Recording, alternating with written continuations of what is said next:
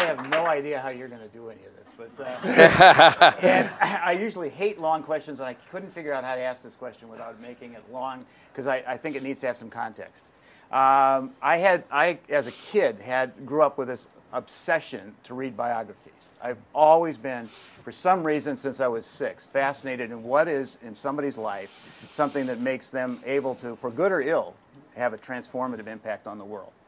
So I have to do that as a backdrop, because at the first Clinton Global Summit, which is about 10 years ago, I got invited to go to the summit. Just to set up what the Clinton Global Summit is, it happens every year in September. It happens at the same time the United Nations meets, so all the leaders are already in New York City, so it feeds off that.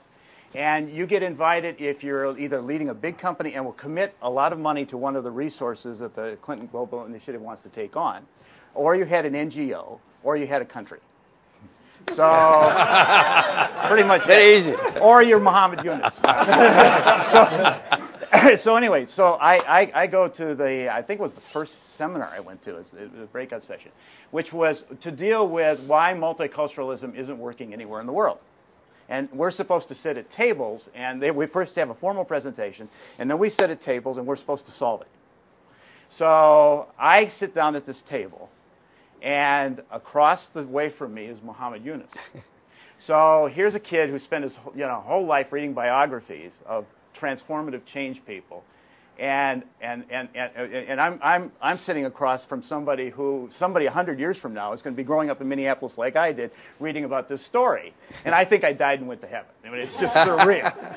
But not only that, I was so stunned with not just what I knew about, the little bit I knew about the story, which was that this construct of seeing, of seeing the people who we normally think of as victims as the talent, and seeing the rest of us that were in the room, all of us so-called elites, as potentially useful, but also potentially dangerous. And I would say if I saw a pattern in all of these books I've read over the years, that people that make this kind of transformative change, the worry I have is as they leave the scene, the shell of the construct remains, but the soul goes out. And I was wondering if you had thought of that and had any potential solution to that, if you agree that's a challenge. Thank you. Let's go next. Stan, I think I should explain, Professor Yunus and I, we're professors of economics, and the greatest question in economics is the question of the wealth of nations. What is it that makes the difference, that makes some nations so much wealthier than others and some other nations so much poorer than others? But among professors of economics, you, sir, this is as close as you get to someone who has tried to just grab the poorest part of one of the poorest nations on earth and say, come on up. So your engagement with the questions that all of us devoted our lives to, you are so much more engaged that I'm very excited. That's why I have a page full of questions to answer. I'm very excited. I don't have. It's more than 5 minutes worth, so I'll edit. But I want to say, that it is a privilege to be able to talk to you today and to be part of this conversation. I think I would start by saying I think I understand that, and I don't that in some poor traditional communities, the supply of credit is not disconnected, is connected to the, not disconnected from the power structure. It is a part of the power structure.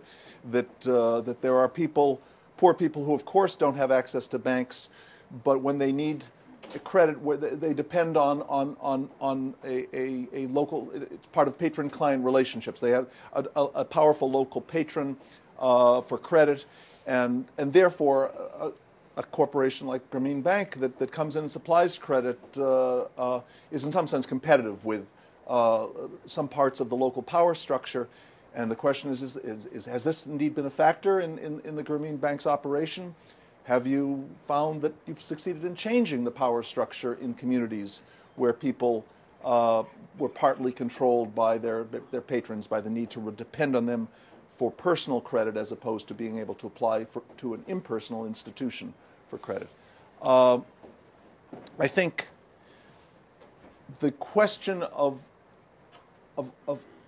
when I think about the wealth of nations, I do think that the power structure, for better or for worse, has a lot to do with the prosperity of nations. And so I understand, and actually, let me just say, in preparing to talk to you today, I wrote to a friend of mine who works and has left the United States and gone to live in a small town in Mexico City, where she's devoted her life to helping people in the community, and asked her what she would like to ask, and it's what I want, her words. I want to read her words, which were, she said, it can be challenging for people like you and for her organization to maintain alliances between social benefit institutions and government agencies, especially in contexts where the government's local government is likely to be compromised by politicking or corruption. And so some social benefit organizations may choose to just abstain from any connection with the local power structure, but that obviously limits their ability to leverage their resources.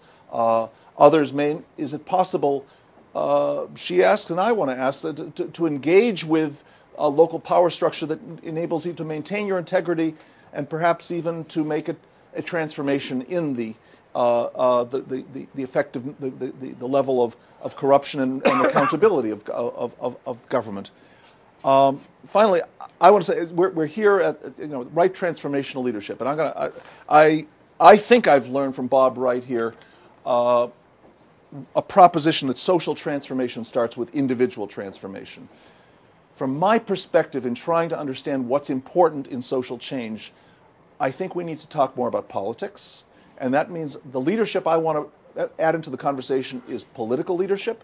I think I've already tried to ask, with my previous questions, to begin to say that, but with an understanding that, of course, creating a more democratic society in the true sense. I think we Americans understand, we're proud of democracy, and we should be, but when we look abroad, we forget what democracy really is.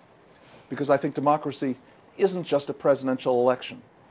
Let me say that if we believe that, as for example, our host suggests, the change comes with leaders transforming themselves, you have to ask, where are the opportunities for political leaders to find space to transform themselves from traditional authoritarian and inegalitarian systems to more inclusive, accountable, democratic forms of political leadership.